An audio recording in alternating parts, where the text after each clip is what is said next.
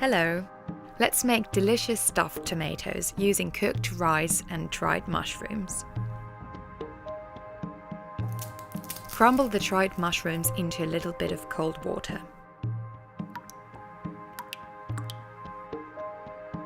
Fry the mushrooms with onion.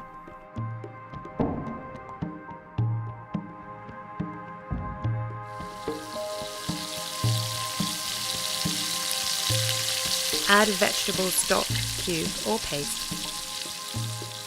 While the mushrooms are simmering away, I'll prepare the tomatoes. Scoop out the insides of the tomatoes.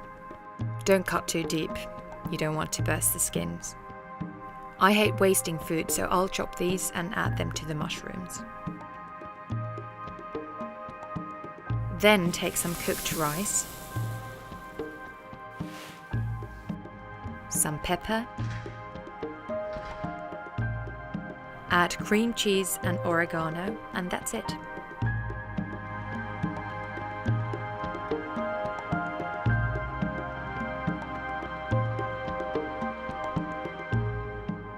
I will top these with grated Emmental cheese.